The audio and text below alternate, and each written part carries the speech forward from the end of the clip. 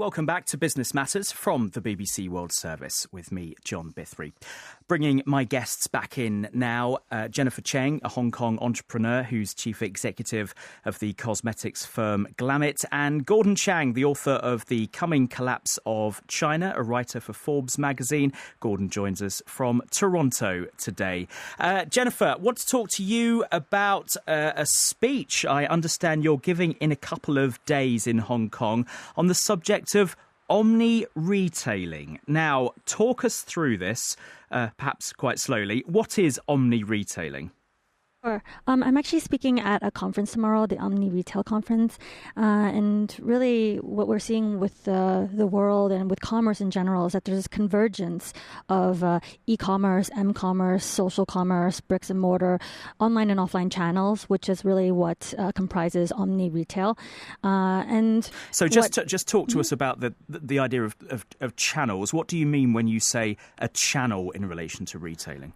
I mean, like right now, we see the consumer is growing ever sophisticated and transacting across different channels.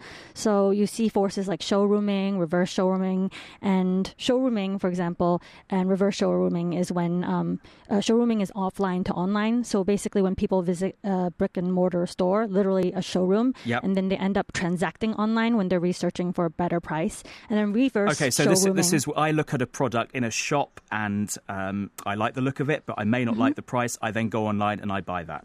Or you might do more research. So right now what you might see is that someone might be browsing and looking at a product in a store and then taking a more convoluted path to purchase, because then they might go and research a little bit more on their phone or on their tablet, and then they might go and go back to the store and then feel and touch the item and really get to know it. Or they might do more research and read a blog and interact with their friends, and then they might end up buying it from another e-commerce channel or an m-commerce. Right now we're seeing in terms of traffic that more and more on our side of our customers are accessing via mobile devices rather than from their desktops. So there's a lot that's evolving in the space because the consumer is basically in all these paths. And as brands and marketers, we need to be able to reach them in all these different touch points. And this is actually also pointing to the need for our marketing strategies to embrace traditional online and offline channels as well,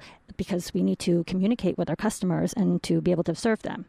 So how tricky is all this then for a company to get its head around all these different channels, as you put it, ways that the consumer will find a product, find out what other people think of the product, find out how much that product costs in different places, how easy it is for a company? I mean, you yourself run a cosmetics firm. How have you managed to tackle it all? Well, I'm lucky because I'm relatively social media savvy. So what we do is we use Instagram, we use Twitter, we use Facebook. We use basically where our customers are, we have to be. And as a brand, that's something that we have to do. Whether it's difficult or not, it doesn't matter. It's what your customers are doing. It's where your audience is. So you kind of have to be on all these channels. So, as I mentioned, the consumer might research something online and they'll go and experience the product physically. And in Asia, it's paramount because what we see here is a reverse showrooming, which is when the opposite happens. In showrooming in the U.S., you see things like people going to a Best Buy to check out, latest electronics, and then they might go online and then get the better price. And so Amazon and other retailers, online retailers, are actually putting some of the brick and mortar stores out of business. And then what is important about omni-retail is that there's a way for all these parties to survive and thrive. You look at it as the channels not competing with each other, but actually all working together. So you just have to basically have, not put all your eggs in one basket anymore, not rely on a physical store, not rely on a solely online service. You have to be all things to all people where you can be. That's correct, because, no one this day and age says, look, I never go online, or, hi, I only go to, brick and mortar stores. Because the consumer is evolving so fast and becoming very savvy, we as brands need to keep up that communication and to really be able to serve them wherever they are. The customer is king. And can you point out examples of retailers, perhaps in Hong Kong, who are not doing that? I mean, maybe some of your competitors who haven't who haven't embraced this kind of 360-degree way of working? I don't think that there's anyone not doing that. Everyone knows that, the importance of digital, the importance of reaching their customers. It's just a question of how fast we're able to address these issues. And since I'm a startup, I'm only a year old, and I've done other companies before, like Groupon, Be Crazy, and really embraced the changing need of the consumer, right? So as a startup, we're able to evolve and move a little bit more nimbly maybe than big companies are. And are you able to employ, you mentioned your own experience, are you able to employ, find that you can employ enough staff who are tech savvy enough with marketing abilities and everything else to make your business a success in this sort of omni-retail age, if I can put it like that? It's sort of a balance, right? Right now, my team is a mixture of people with experience and then people who are millennials who already have these skills. Like we grow up knowing, a lot of us grow up knowing how to tweet, how to reach out on our different social media channels, how to Instagram, how to regram, how to post things on Facebook, how to use WeChat, WhatsApp, everything, all these communicational channels. So as we're seeing the rise of these channels and these communications, this is not anything new. It's like saying, I don't know how to use the internet. We grew up around this. So it's really something that is not new. We see everyone able to rise to the occasion, so to speak. Gordon Chang, is this a sort of life or death scenario now for companies if they cannot manage to embrace this kind of way of working, being on social media, being able to drive people towards physical stores, drive people online and so on?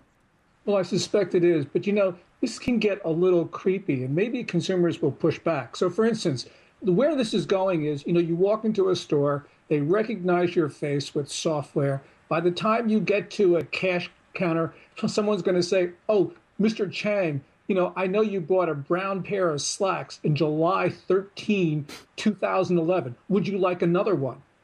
This could get sort of the point where consumers could rebel. So I actually don't know how far this will go. And yes, of course, companies need to. Correspondent Richard Taylor, who is at the E3 gaming convention. Jennifer Cheng in Hong Kong. Are you a gamer? I do enjoy the occasional game, and a lot of my friends are hardcore gamers out here. So I know we're all watching with bated breath what comes out of the E3 conference. And are you sure you're not just saying that? I'm not just saying that. But right now, what Richard Taylor said about the Project Morpheus and how it's a potential game changer certainly is. With the whole enhanced reality, and I think it's just like a Google Glass. We're going to see a lot more of this coming out of the space, and it's very exciting. And all this gamification, keeping your mind active. It's actually really important for games and during play that people learn about their world and socialize and adapt to this. So, sorry, you mean when you're in the game, it's important that you learn about socializing and so on? Yeah. I mean, right now, there are some of my friends where, it seems like they're spending their entire lives in front of the console, right? But I think it's important because you learn a lot about your world through games, and it's actually a kind of socialization now. If you want to speak to the younger generations, and if you want to communicate with them, you don't just use WeChat, WhatsApp, and Line. You actually communicate maybe in-game too, especially with some of the hardcore gamers out there. They're very brilliant minds. And Gordon, you were saying you were worried about supermarkets being able to kind of identify your face as soon as you enter and tell you what you bought online with them a few months earlier. Does this similarly concern you? Well, I'm not a gamer, so it doesn't concern me with regard to games. And, it seems to me that if you want to learn about the world, you just go out in the world. You don't need a game to learn to do that. But then again, I'm completely out of it when it comes to games. So, What Gordon says is absolutely correct. It's important to still have real interactions with others and real experiences, but and I think it's important from time to time to take a digital detox and not constantly stare at the screen. It's bad for your eyes. I take a break by playing Scriabin, Rachmaninoff, Chopin. Going back to play piano and read, and I think it's really important to have those experiences. But at the same time, our world is changing, and some of that we need to embrace. Okay. Well, it sounds like you've got quite different topics, quite different opinions on this particular topic. Let's hope we can bring you together with our final topic. Here's one curmudgeonly duck who's managed to escape becoming foie gras and is celebrating a very special birthday today.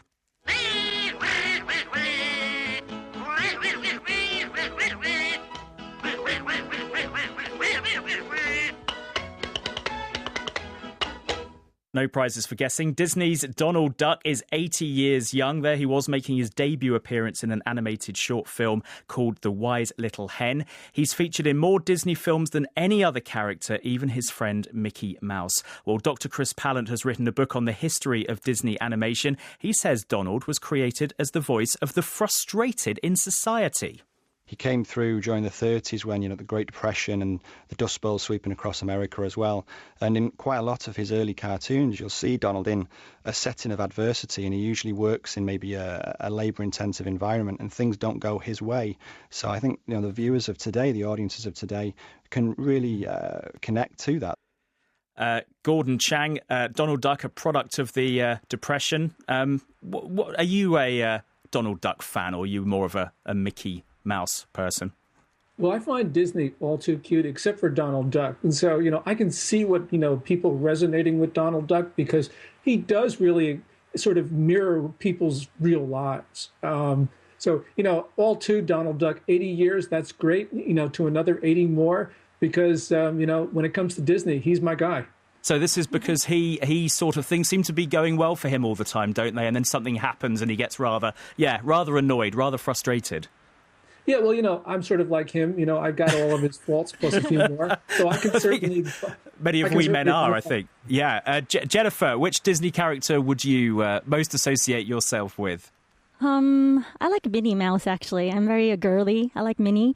But I've actually always been very amused by this Mickey Mouse-Donald rivalry. And Donald Duck has been very sort of Charlie Chaplin. His physical comedy is genius. He looks very young for his age, 80. So happy birthday, Donald.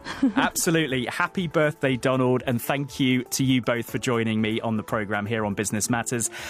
Jennifer Cheng, Gordon Chang. You've been listening to Business Matters from the BBC World Service. Don't forget the podcast if you've missed any